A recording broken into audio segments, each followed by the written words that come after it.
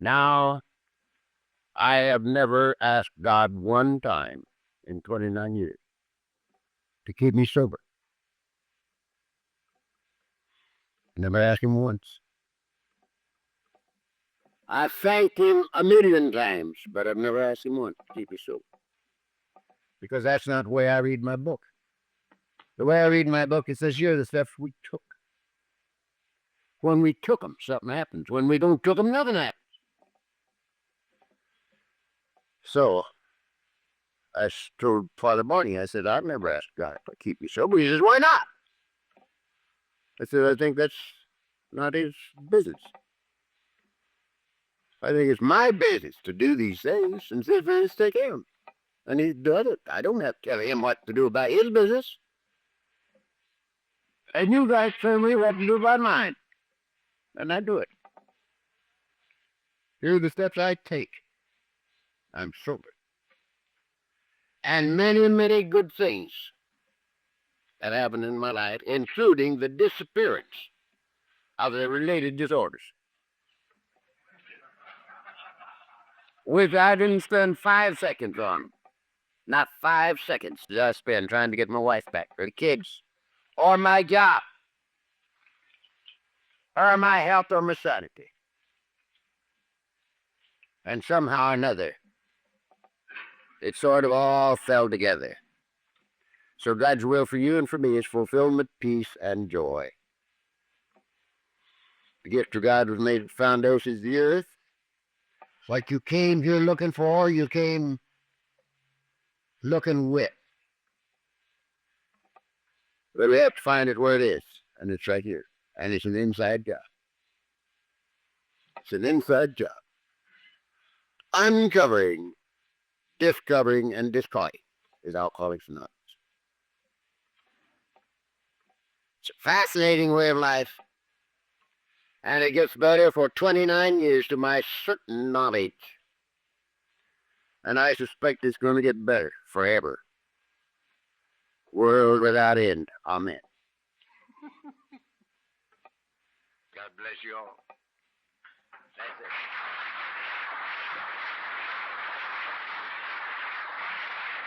We have talked about the fact that everything that we were conditioned to believe was true about life in home, school, and church has had to be reversed since we grew up a little bit. And of course, this includes getting out of our own way, self-discovery. It includes surrender when we were conditioned to believe that surrender was for the weak. Strong man wins, a weak man surrenders. So, we had to run our own lives. We had to win the battle. In this new way of life, we have nothing to win, nothing to prove, and we're not going anyplace. Nothing to win, nothing to prove, and we're not going anyplace.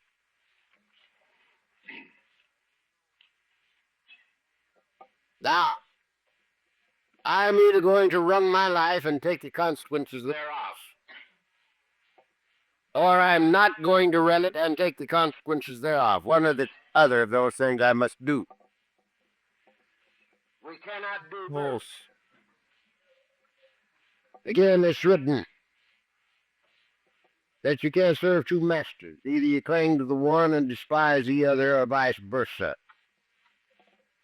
A house divided against itself can't stand. So either I'm going to run my life and take consequences thereof, or I'm not going to run it and take the consequences thereof. And they don't mix. And I can't run mine. As we have said, we had 43 years to run the show. During which time I was the star of the show and the master of ceremonies. And after 43 years, I had accomplished failure in every department of life. So I can't run my life. I can't run nothing. Can't run my business, can't run my wife, can't run my kids. Can't run anything. And I knew it. I knew it when I got here. I came here knowing that I had lost the battle of life. And I'd given it everything I had. I gave it my wife, my kids, our home, my job, my health, my solitude, my money, and I lost.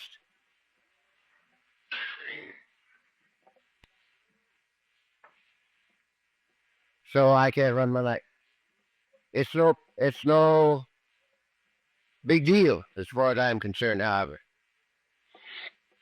because I don't need to. Because I've lived for 29 years in total expectance of guidance and direction. So I don't need to run my life. It isn't necessary. And I can't. And I accept it. Now the next premise is that God is either sufficient unto all of my needs or he is not sufficient unto all of my needs. One or the other. If he is not sufficient unto all of my needs, there's nothing to worry about. Because in that case, life is not worth the candle. The sooner it's over, the better. We might as well knock this thing off and go down with the bus and fill it full of liquor and stack up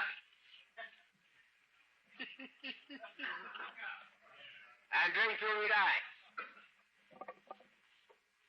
If God is not sufficient in all our needs, sooner it's over, the better. There's nothing to recommend in life. So if he is not sufficient, there's nothing to worry about. And if he is sufficient unto all my needs, there's nothing to worry about. So it got you both ways. Got you both ways. Because if he is, all I have to do is to act like his kid and prove that I am. And that's written like this. Act as though I am, and I will be, saith the Lord. Act as though I am, and I will be. So, that's all I have to do. To act as if it were true and prove that it is true. And that's what I've been doing this program of ours. There's nothing else to do. There's nothing else to do because we've already lost. We've already been to human power.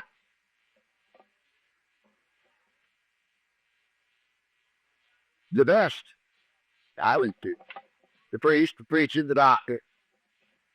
And as we said, to the guy who knew more psychiatry than there is. And every one of them talked to me about willpower, backbone, stand up and be the man. Every one of them. Because you see, prior to 29 years ago, almost nobody knew anything about alcoholism. The people I went to see, the authorities, did not know anything about alcoholism. And they couldn't help me. And I didn't know anything about alcoholism, and I couldn't help myself. So I had to keep right on drinking until about it killed me.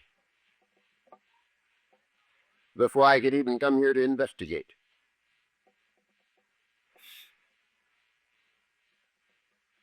Now, I knew that my job and my problem was not the lack of willpower, or the lack of backbone, or the lack of being able to stand up and be a man. I knew that. I was born with a pitchfork in my hand. I can't remember when I wasn't working. I always worked. And I was a pretty good athlete in my day. And I can say that without fear of successful contradiction because nobody old enough to remember.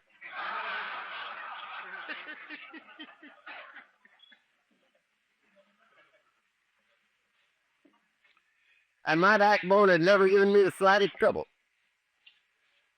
And you know something? It hasn't yet. My backbone did a hell of a job for me. If everything I have worked as well as my backbone, I'd be in top shape.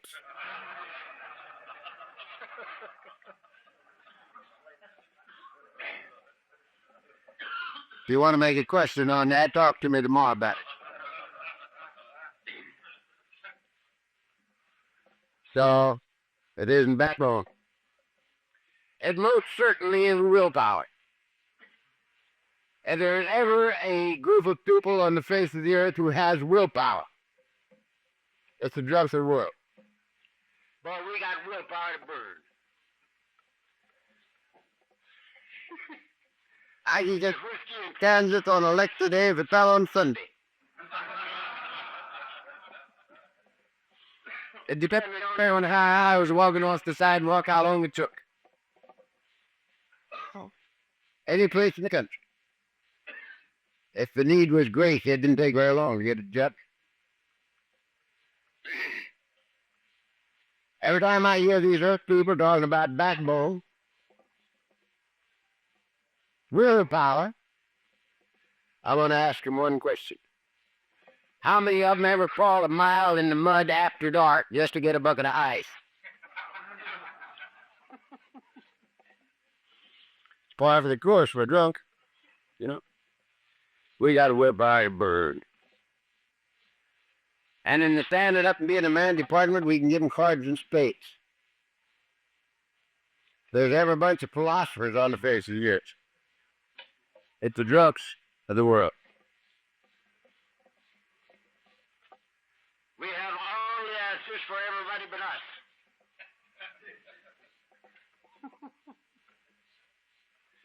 One of our great assets, one of the things that really endured us to non-alcoholic world. We have always known exactly what is wrong with them. And we didn't mind telling them.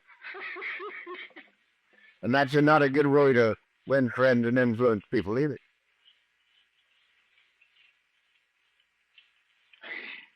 We're a great bunch of philosophers. If we go right now into any bar in this part of the country, and ask the first drunk that you bump into any question that popped in your head, and he'd tell you. You wouldn't stutter. He wouldn't say, I don't know. He'd tell you. A great bunch of philosophers. So, I knew all the time that my problem was not willpower, backbone, standing up and being a man. But I didn't know what it was. So,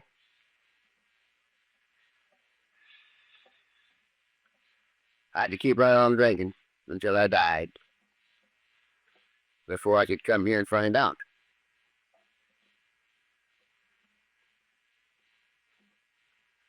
Now, this isn't any criticism of doctors or the preachers or the priests or the psychiatrists because they didn't know. And back in those days, they did not know.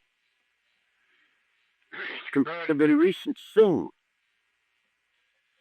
That doctors and priests and preachers and psychiatrists, a great percentage of them have made it their business to find out something about the disease of alcoholism. And they can presently tell us. And tell us where we can go for help. But in my day, this was not true. Thank God. There's so much more known about it today than there was then, that many people can find out and come without having to destroy themselves, as some of us did. However, Mrs. C says to me quite often, supposing I had have known something about Al-Anon back in the days when you were drinking, supposing Al-Anon would have been here, and I was in it, and I was knowing a little bit more about how to handle you or how to treat you, not handle me, but how to treat me. Do you think that it would helping you in the society before you came? And I say I don't really believe it would have. In my case, I don't really believe it would have. Because I am one who certainly could not hear till I could hear, and could not see until I could see.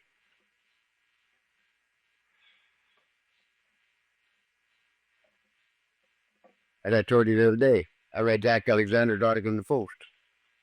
In 41, and 5 years later, I remembered as I'd read it. I was 4 sheets in the wind when I read it.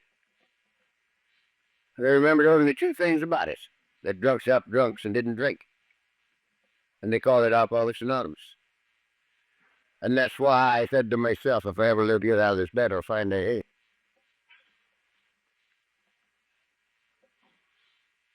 And from the decision until now, I haven't had a drink. So I don't know. In my own case, up until my last drunk, it was never my fault that I drank. Up until my last drunk. And I got drunk for 25 years. And I was a periodic for the last 10. And I was physically sober down to night, between every 2 drunks for 10 years. And I could look at my record with physically sober eyes for that whole 10 years. And right until my last drunk, it was never my fault that I drank. It was your fault. It was my wife's fault. It was her mother's fault. Now there was a king-size reason for getting drunk. That mother-in-law of mine. It reminds me of a little story that I picked up from Al Badger in Dallas. Al's gone to the big meeting. He's a hell of a guy. He was about 3 or 4 months before me in the program. We soberly died a year or so ago. And he was a great storyteller, and he told this story. He said there's 2 drunks who met on the street. And one of them says the other, how's things? Oh, he says, not good. Well, he says, that's bad. He says, not bad. He says, I got married. Well, he says, that's good. He says, not too good. He says, I got my mother-in-law too. Well, he says, that's bad. He says, not too bad. She got money. He says, that's good. He says, not so good. She wants to bought everything. He says, that's bad. He says, not so bad. She bought us a house. He says, that's good. He says, not so good. The house burned down. Well, he said, actually, bad. He says, not bad, brother. The sheep burned too.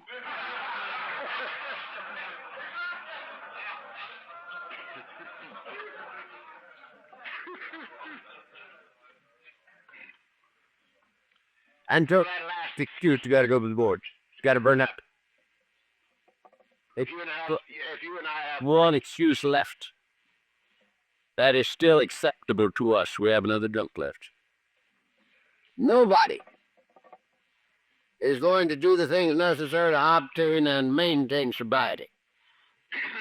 If there is any way to pin that on to anybody else, your mother-in-law or your boss or anybody else, we're not going to do it.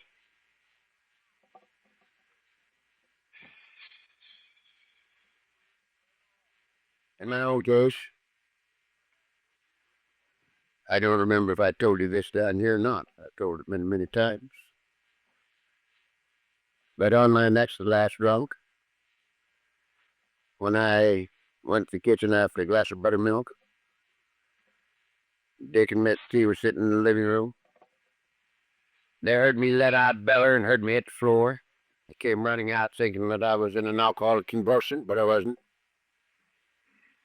I was just lying there on the kitchen floor as peaceful as anybody ever saw, doing nothing, but they couldn't wake me up.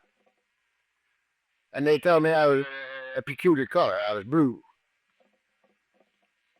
They got all exercised and called the oxygen squad, and they came down. And after a while, they woke me up. And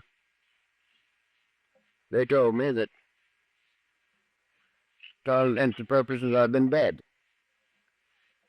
They did had a hell of a time bringing me to, and nobody'd ever bring me to again under those circumstances. And they told me if they were me, they wouldn't do that anymore. I remember I told you that. But I did it again. But the thing I want to tell about this time is this. That about 24, 36 hours after they'd brought me to, I was able to get the old dirty bathrobe on and start walking off this drunk. Now that's the way I had to sober up. I never heard of an easy way to sober up until I got to Alcoholics Anonymous. The only way to sober up was to die until I could live. And I did it mainly walking. I've got the old bathrobe on and I'm walking up and down the living room floor, back and forth, sweating, freezing, taking, dying, and walking. Miss C was standing over the fireplace. And I was walking away from her. And she said, "Chuck, don't you think you might get a little help if you'd read the book Alcoholics Anonymous?"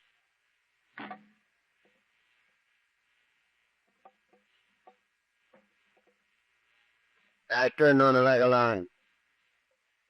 I said, "You, my very own wife, suggesting that I read a book written by a bunch of schnoaks. I who have read all the good books by the good authors. And you want me, wife, as you wound me deeply. Now, I've just been dead 48 hours before, and she wounded me deeply. And I polished her off completely by saying, and besides, I can write a better book than that myself." Now, that was just 90 days before I came crawling into this program.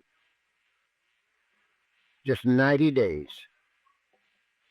I'd been getting drunk for 25 years. And she wounded me deeply by suggesting that I read this book. So I doubt very much that there was any way that I could have gotten here, except the way I came. And that was to totally burn up, which happened to me in my last time out. Now, many times people hearing a guy like me, or some of you, who everything happened to them that can happen to anybody. And they say, "Well, those things didn't happen to me. I've never been in jail. I've never had doofies. I've never had convulsions. I never had trouble with elephants." You know, I had a lot of trouble with elephants. I may be one of the few people that ever lived in Beverly Hills that were charged by a herd of elephants. That almost never happens in Beverly Hills. You're running me right out of the town. No convulsions. I've had them all. And they say, "Well, those things haven't happened to me, therefore I'm not an alcoholic." Now we think that there's no degrees of alcoholism. You can either drink well or you can't. One or the other. Alcoholism is a great deal like pregnancy. A gal don't get any more pregnant in 8.5 months than she was 15 seconds after conception. It just shows more. The same thing's true with us. I don't think we get more alcoholic. I think it just shows more as time goes on.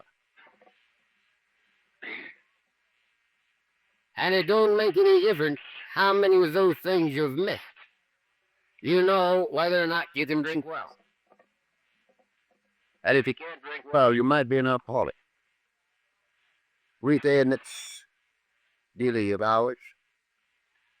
If alcohol interferes with your personal life, your business life, or your social life, any one of these three, maybe, any two perhaps, and the three of them, you're a cinch. That was another little question that I like better than all three of those. And it's very, very simple. Is it necessary for you to wonder whether or not you're an alcoholic? If you are, sign up as a secretary before you leave.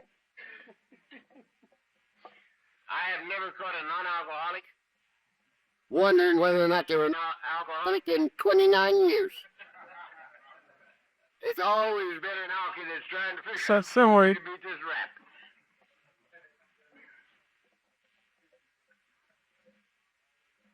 So it isn't how much or where or when. It's what it does for you.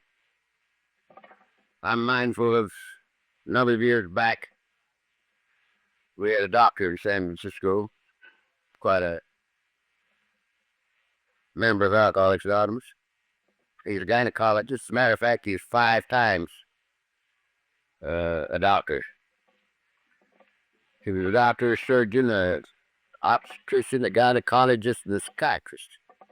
He was qualified in all those fields. And he told us a little story.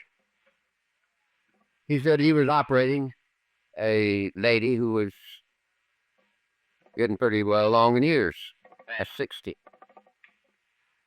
And he had determined in her examination that her arterial tree was very weak. And he had also determined that she'd never had a drink of liquor in her life. And for a post-operative care, he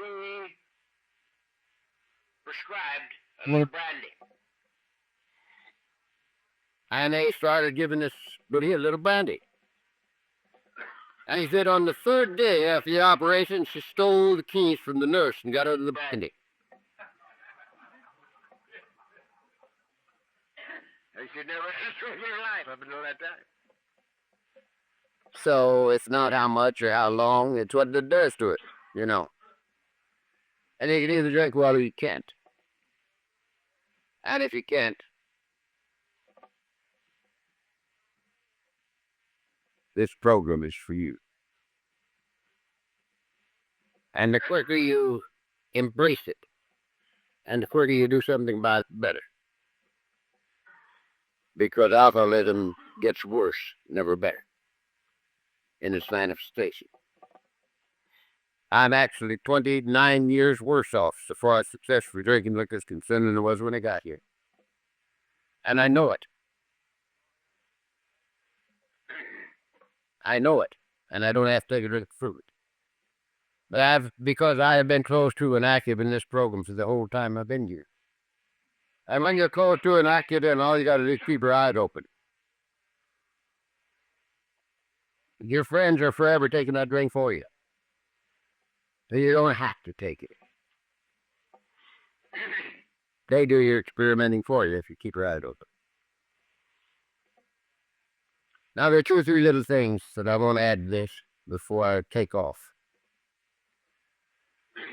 When I first got here, I was quite sure that people who had not suffered as much as I had suffered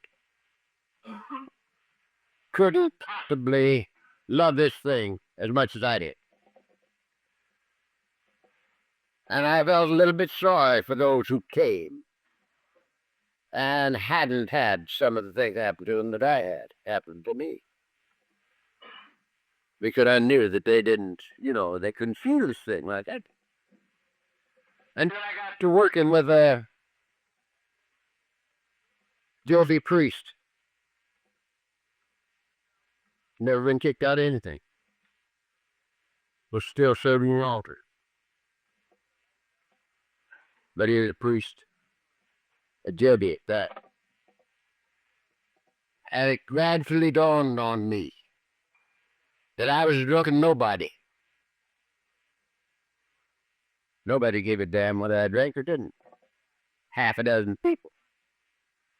But a Jovi Priest, how much they must suffer in doing a bad job. And I got to working with my banker. That is one of the biggest bankers in the country. He was an internationally known banker. He taught banking. He was a $1 man with the United States government for quite a while. And he never ventured got anything. He belonged to everything in town. Never been kicked out of his home. He lived in Fremont Place. You can only get in there and out one way. No cross streets, no out the other end. You go in and out the same way. It's private.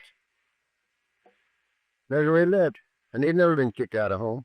Never been kicked out of anything. But he couldn't drink well.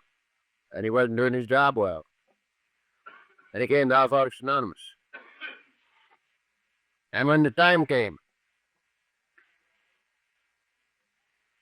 well, he felt that he had to start trying to give this thing away.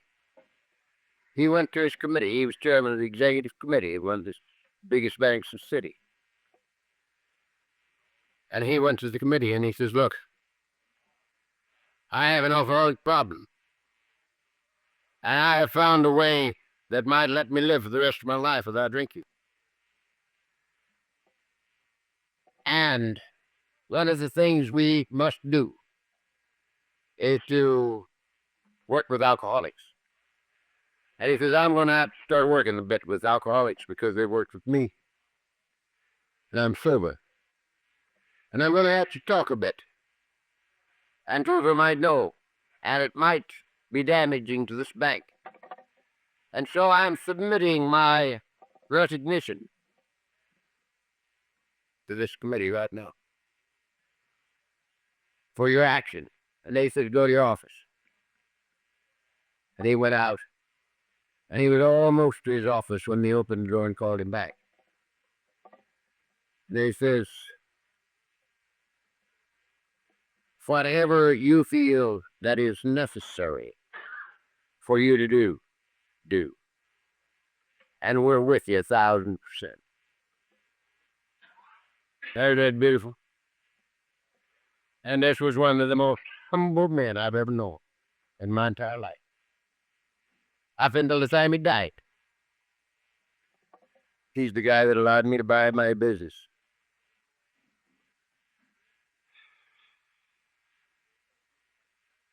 Beautiful, beautiful man. And we used to sit between Christmas and New Year's every year and have lunch in the California Club, which he belonged to. I didn't. But he did. He belonged to everything.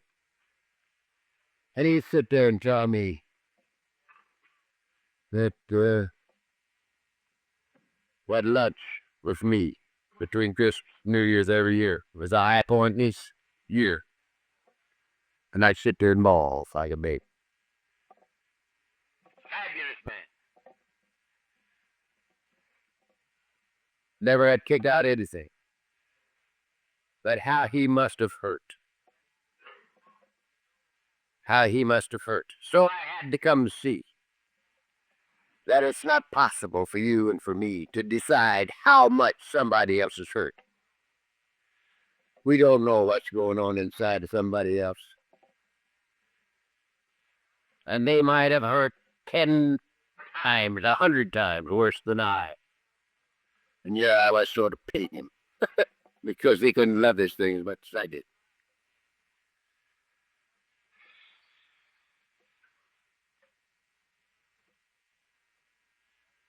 Also, I knew very well that when people didn't practice these principles like I thought they should, they couldn't stay sober. Our book tells us we cease to fight anything and anybody or everything and everybody. We cease to fight. We had an old boy in our group in Beverly Hills that fought everything and everybody. He was a year and a half sober when I got here. And he's a year and a half older than I am in the program right now. And he never did quit fighting. He still fights, and he's practically a dead man.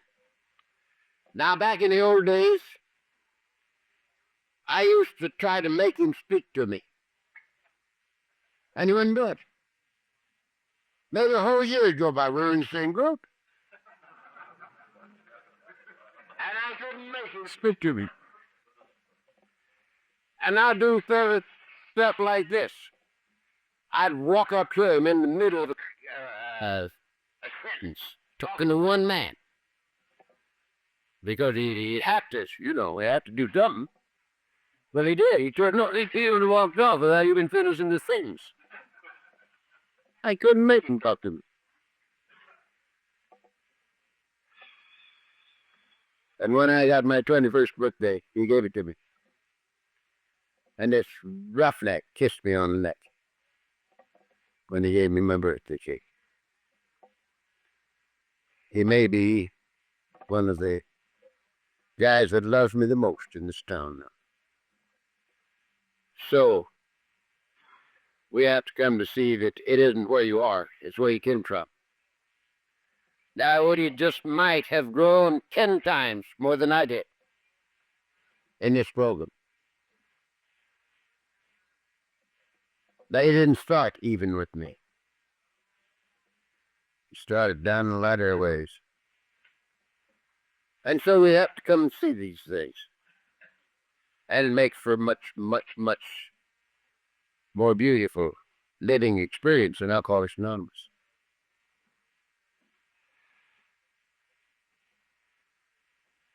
Now, there's a little verse in the book, which I won't quote, because doctor don't want me to.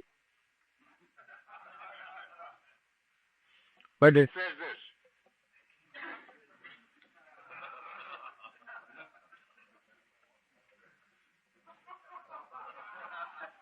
It says, blessed is he who condemneth not himself in that which he alloweth. Blessed is he who condemneth not himself in that which he allows. What does that mean? I believe it means that if you can do a thing without condemning yourself, it's not so bad. But if you condemn yourself for it, you better jolly well quit it, it'll kill you. And I think this is one of the greatest differences between a good old Saturday night drunk and an alcoholic.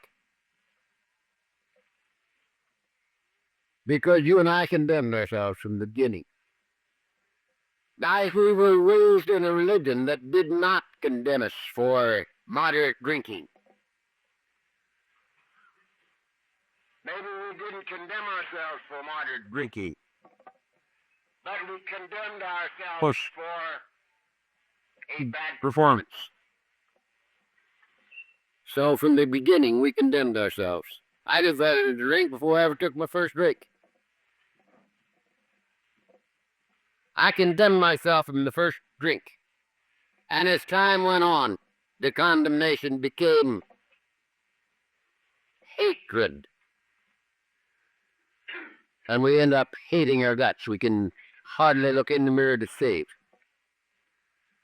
because of self-loathing. Blessed is he who condemneth not himself in that which he alloweth.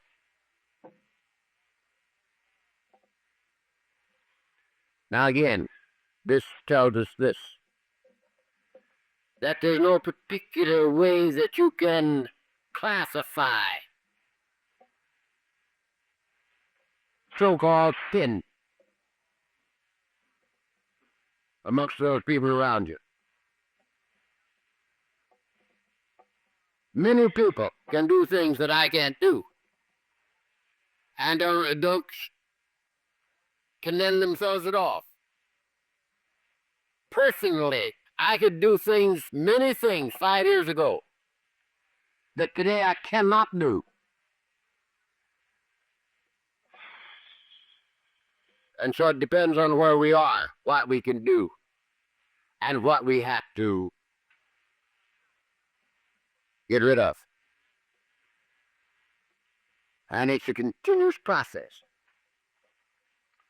Because the higher we go, the more we have to discard. And the more we discard, the freer we become. It's amazing.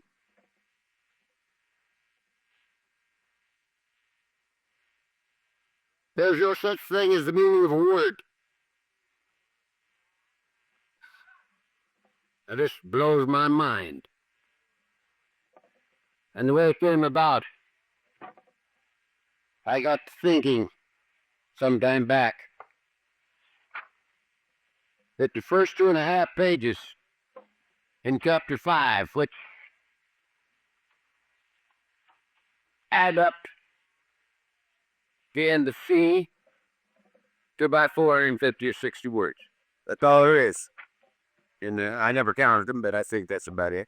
And I have gone through that not less than 25 and probably nearer 30,000 times in 29 years. About them, they're new. The words remain the same, but we don't. And it depends entirely what we are, what they need. And they will always be not meaningful.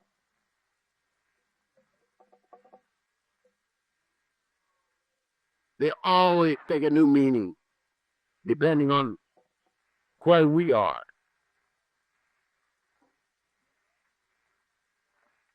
And we'll be walking up the ladder forever, world without end, amen. Now here's another thing I like to think about. Sitting up there on the hill. I believe that I'm right in this, and if I'm not, one of these favors can collect me.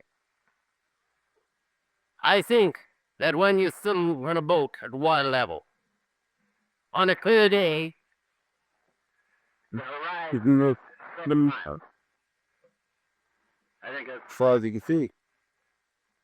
when you're at water level. Now I'm up maybe 1,000 feet above the water level. And on a clear day, my horizon is almost limitless. 150 miles I can see. Sometimes Catalina Island, Pantomini Island, and Port Phillip, all close enough that I could seem like I could skip a rock to them. You know? Just that little bit of elevation changes the horizon from southern to maybe 150 miles. And we'll be walking up these stairs forever. Now the only thing you can change about a life, the only thing that cannot be changed by us, is that we're stuck with ourselves forever. World without end, amen. Now this is a bleak.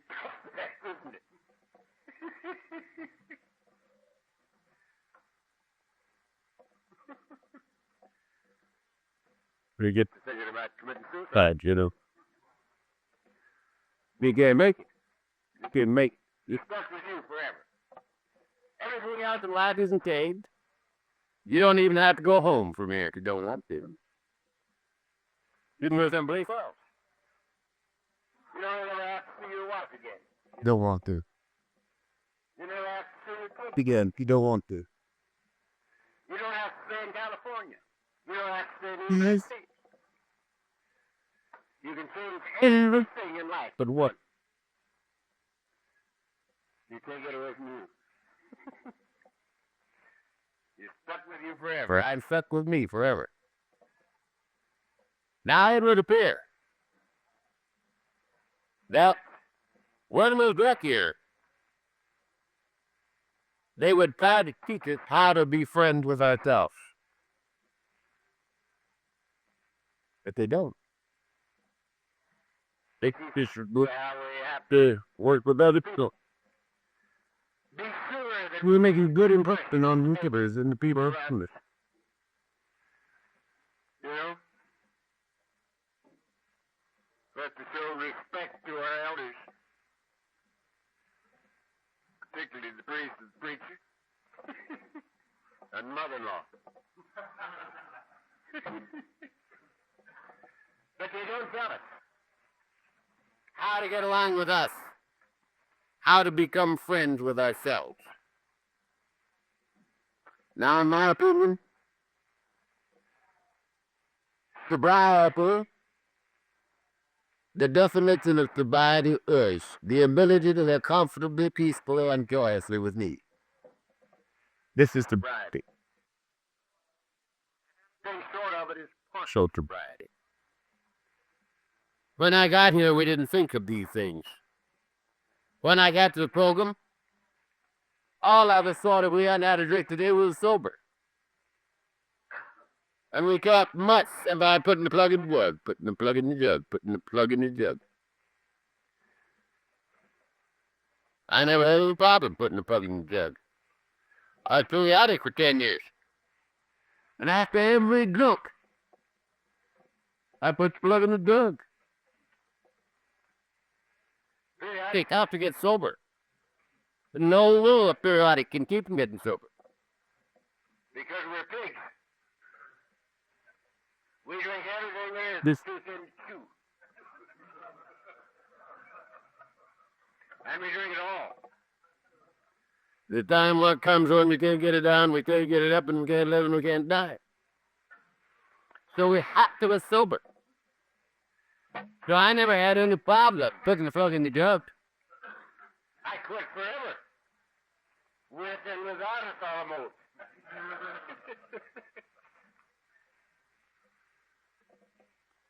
Put the plug in the jug. But Chamberlain was not putting the plug in the jug. He was taking the plug out of the jug.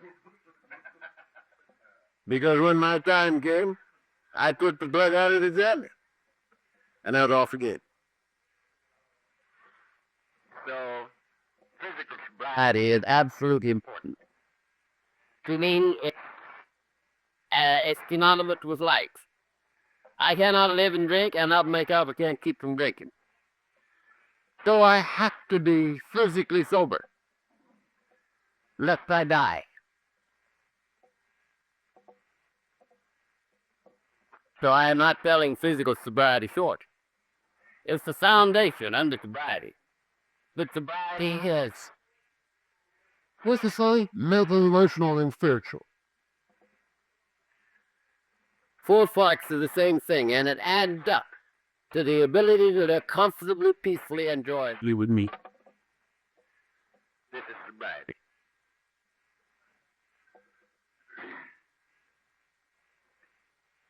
Now, this program is more important to me today than it was 29 years ago. Because 29 years ago, if I could just have died and had it over, it would have been the greatest thing in the world. I was born knowing that suicide wasn't an answer.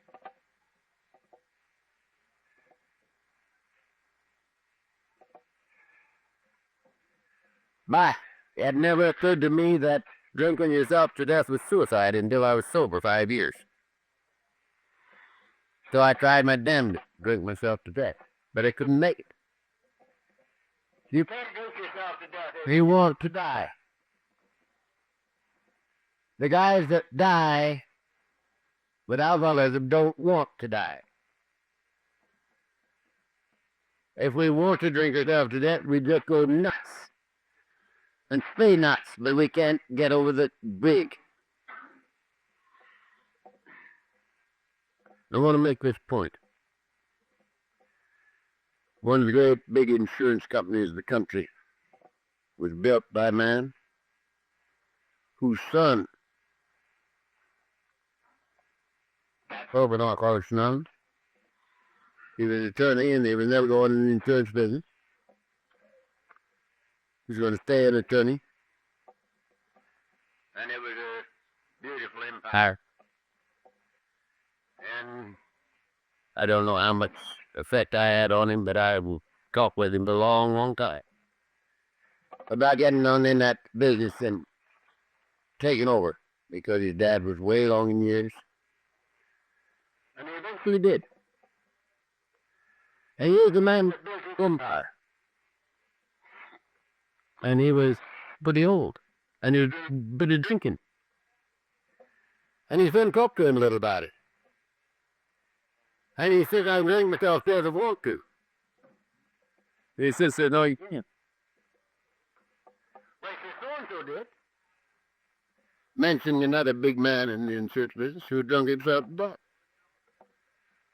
And the lad fellow's yet, but he didn't want to.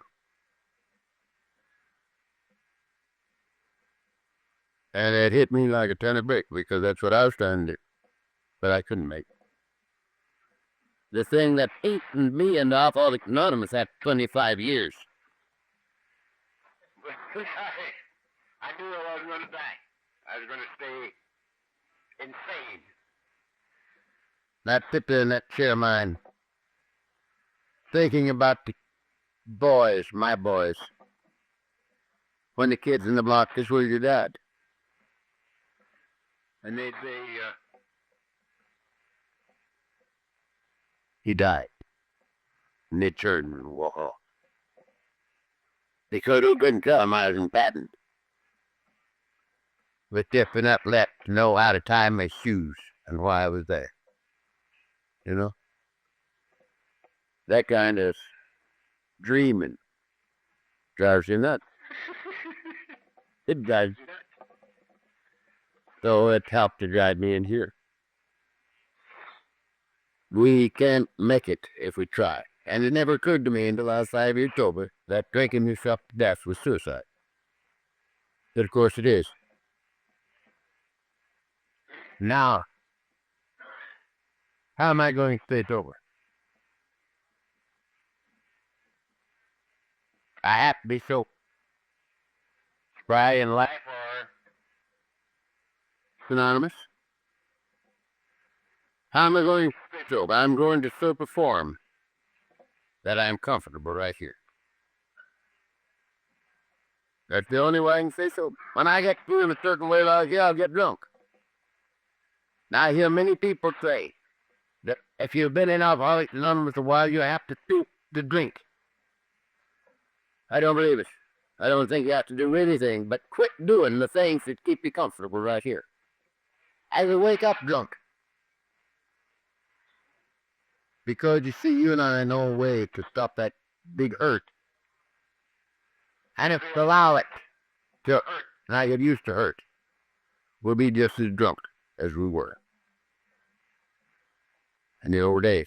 And we don't have to think about it at all. Just quit doing the things that keep us comfortable right here. Now, I believe with the doctors that alcoholism is a disease. I believe that it's terminal. I believe that it's a disease of a twofold nature, knowledge of the body coupled with obsession of the mind. I accept all this. But I do not believe that that's all there is to the disease of alcoholism. If it is merely mental and physical, a good internist and a good psychiatrist could take me apart and put me back together, and I'd pick. But that doesn't very often happen. Just once in a while somebody gets sober and stays sober, but it doesn't often happen.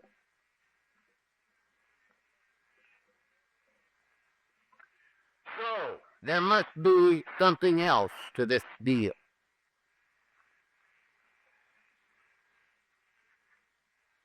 A living problem, and we must have a living answer. and it was as though it never been a mass recovery program for alcoholics that did not include a basic spiritual rest. Then it seemed kindergarten to me that the problem behind the problem is a basic spiritual unrest.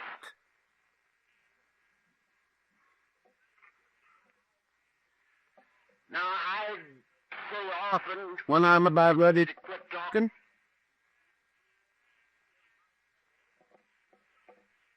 the time has to come to in our lives when we come to see that if there be fault, it's mine. If there be fault, it's mine. And I say if there be fault because I don't believe there's fault. I believe that you and I are the victims of a combination of characteristics which came with it that made it impossible for us to integrate ourselves into the life that we're born into this so-called civilization that we're born into.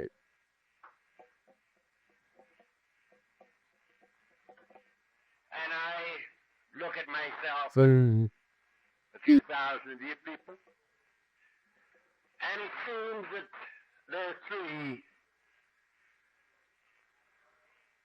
characteristics that are common to all of us, so common that they're so easy to see. In every one of it, regardless of race, color, creed, religion or the lack of it, education or the lack of it, which side of the track we were born on. Doesn't make any difference. Every alcoholic that I've ever known, almost throughout the world,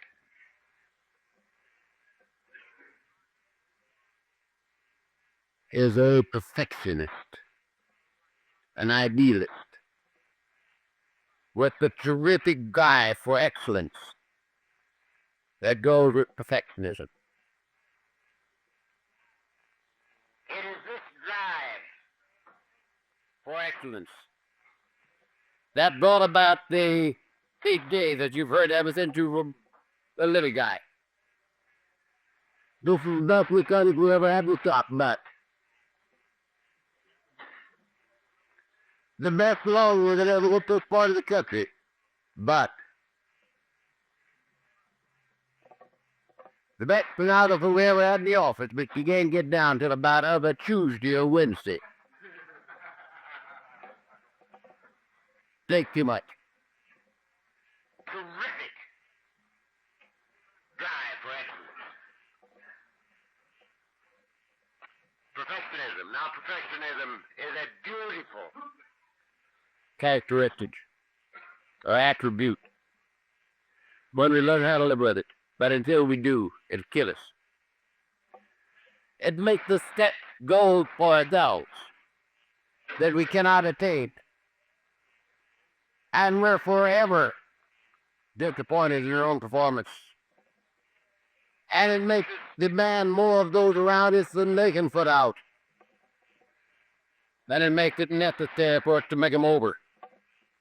Our wives and our kids, and the people that work with us, and so on. It's a killer. Until we learn how to live it. Perfectionism, idealism. And it's very evident in all of us. The second thing is that to a man, we were born with the interior awareness that life should be a good and a big and a beautiful thing. I knew when I was 6 years old that life should be like now. My insides proclaimed it. But I looked wide and it was steep and it was dirty and it was ugly.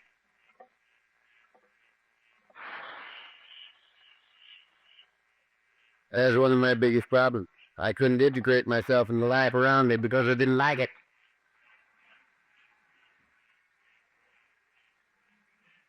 There was a scene, if you remember, in the days of Wine and Roses. It just pours the heart out of me, and I haven't had a drink for 29 years. Every time I think of it, it does me. This gal had come back to her husband's apartment to try to talk him, her ex-husband's apartment, try to talk him into rejoining her in the drinking world. And he gotten into Alcoholics Anonymous. And he was building her to join him in the new way of life. He was standing looking out the window, high above New York City. I used to find it could turn my can't, I can't. When I look out of this window, sober. It's deep and it's dirty and it's ugly. And when I look at both, it's beautiful. 25 years, the only way I could stand what I looked at was the and the bad. And this is one of my big problems. And yours. And lastly, so many more that we'll just use 3.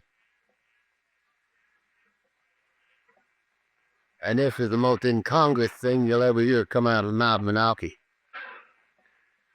And I caution you not to speak of it to your psychiatrist. We are highly sensitive people. Now, ain't that something? When there we lay in the gutter. And the pig got up and slowly walked away. We're highly sensitive people. That's the reason that the psychiatric world, from one end of the world to the next, has labeled it as being emotionally immature. They want them. We're emotionally immature. I don't believe it.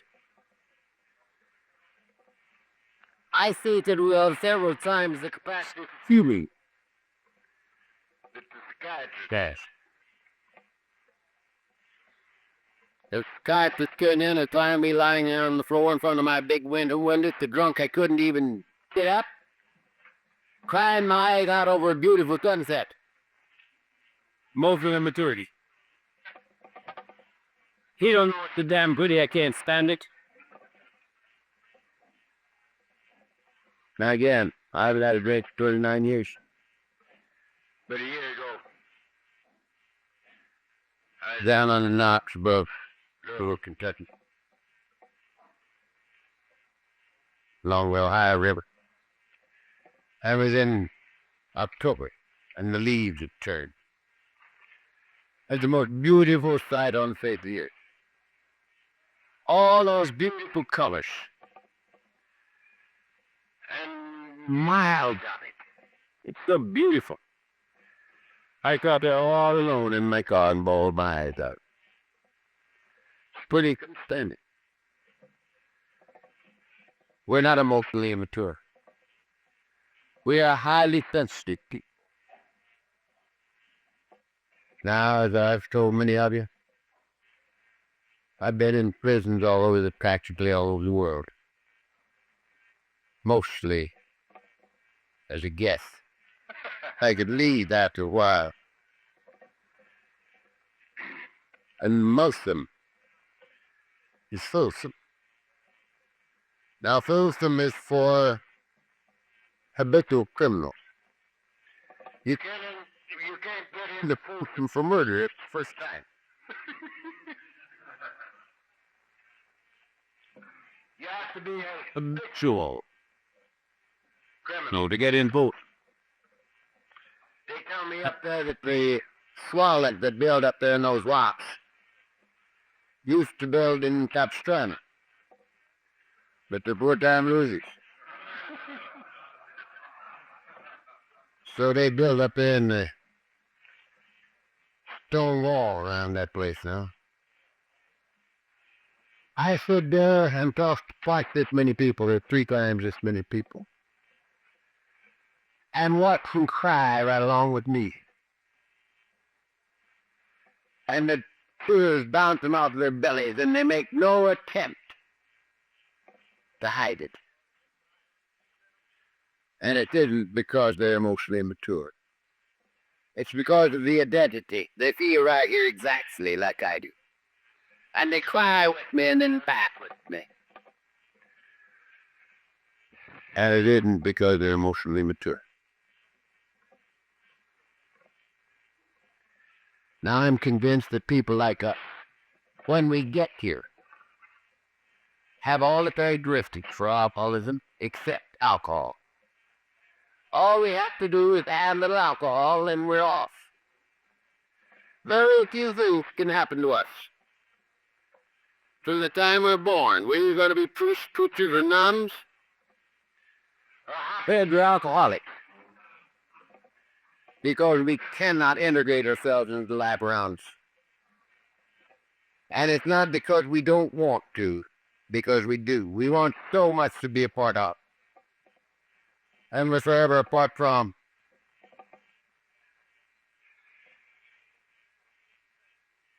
And so, this is our problem, a basic spiritual unrest. Unfortunately, the teachers don't know the answers.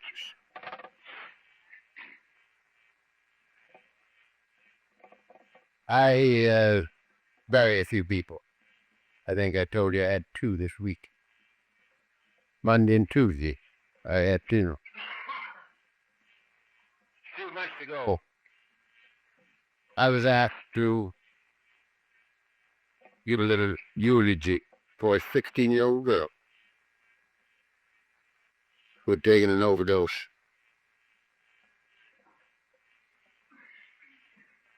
Of cocaine. That's the end thing down in my country now. Cocaine. And I got up there to the place, the cemetery, because there was no chapel deal. It was just graveside service. And that whole hill was covered with kids.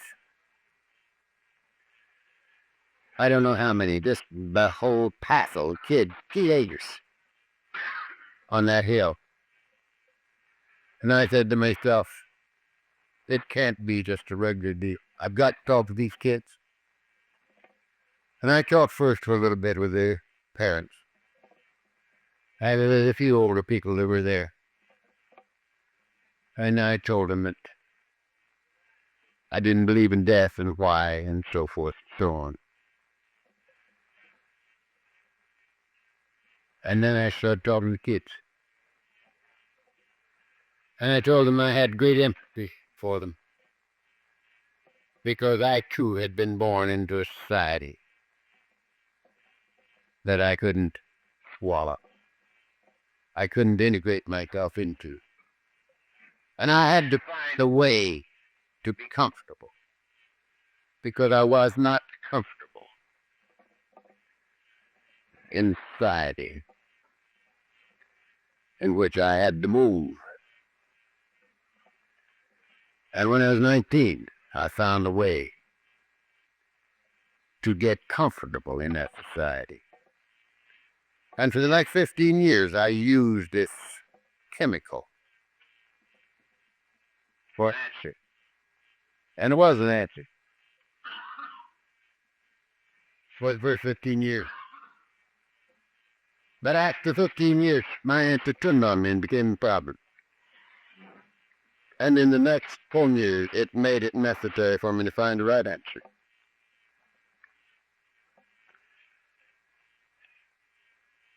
And I did. And then I told these kids that they could just come to see that there was an answer that stayed with us. I said, when you're behind the adage, you got all the answers. But when the acid's gone, you ain't got none. The answer's gone too. You see. But there is an answer that stays with you. And it's much better than any chemical that you can put in your body, that you can sing about your business of living. And you don't have to repeat a dosage of chemicals. And if you just decide that you want to find this answer and make an effort, you can find it. And there are many people that have helped you. And if you do this, maybe this life will be, the debt will be justified. Her mother called me the early part of the week. First time since I had been there. And she said there was quite a movement amongst the teachers and amongst the students to find an answer to replace this stuff. And she told me about some guy that tore his house open to cook there in Laguna Beach. And they wanted me to come down there last Friday, but I had to do something else, and I couldn't go. Friday a week. But isn't that beautiful that they might now be looking for something that might take the place of that chemical deal? And I want to close with this little story.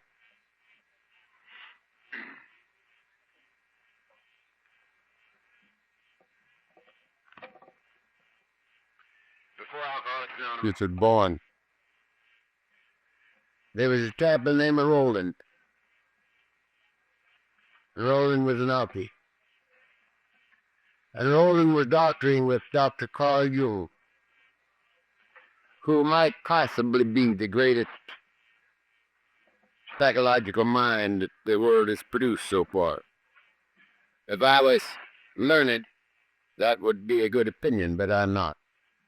But to me, he was top. He was the same vintage as Freud and Albert and Jung. But it seems that Jung had a personal answer. He had a living answer, and maybe the others didn't. And Chamberlain was talking with him. Every time he came back to him, he was worse. And he finally came back to him, Dr. Jung. And the doctor told him, he says, medical science has done everything in its power for you, and it can do no more. Psychiatry has done everything in its power for you, and it can do no more. And now it's my duty to tell you that your only hope is to find a spiritual experience that might save you. It's your only chance. Now, this is some little time before Alcoholics Anonymous was born. And eventually, Eddie called on Bill. And eventually, Bill heard the pronouncement that we've talked about already. He might have 6 more months to live, and then his wife would have to either lock him up or bury him. And he called out, God, if there be a God, reveal himself to me now. And something happened. And he got sober. And he shared this thing pretty well until he died. Never had drinking. Now after he and Dr. Bob and some of the rest of them had worked out this formula and had proven that it worked if you and I work it, and had put it in this book for us. Bill heard about Rowan and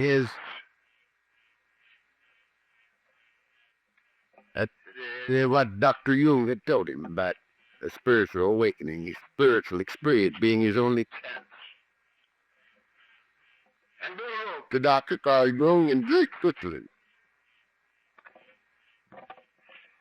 And he asked him in the letter, how come he had known enough about alcoholism to so counsel So, rolling, as he had done. And Dr. U rolled back, and he told Bill, in essence, that he had always known that the alcoholic's problem was his search for unity. His search for unity, and he couldn't find it.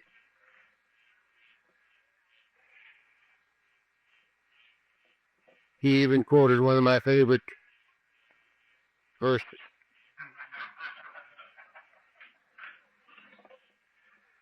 As the heart, H-A-R-T, as the heart panteth after the water brook, so panteth my soul after thee, O God. He'd always known that this was the alcoholic's problem. His attempt to find unity with the life around him and with the God that made. And when he found the bottle, it seemed to be the missing ingredient. It seemed to let him live a little bit more comfortably with himself and in the society around him. And he had found chemical unity. And it did a pretty good job with him until it became the problem. That only a spiritual answer could solve. Now that's a beautiful thing. Most of us agree with it. Now here's what happened. And this just closed my hair. It's fantastic. It's a beautiful, beautiful thing to me. Roland, having heard this, affiliated himself with the Oxford movement and got sober. And he ran into Eddie. And he got Eddie into the Oxford movement. And Eddie got sober. And Eddie called on Bill. And Bill got sober. And so the thing you've got, oh, that's so beautiful. In our entire history, the thing of God is so evident all the way through it.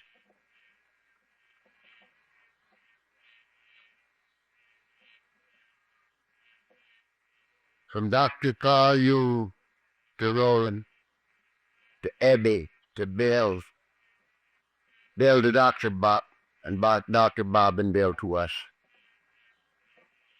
What a beautiful thing it is.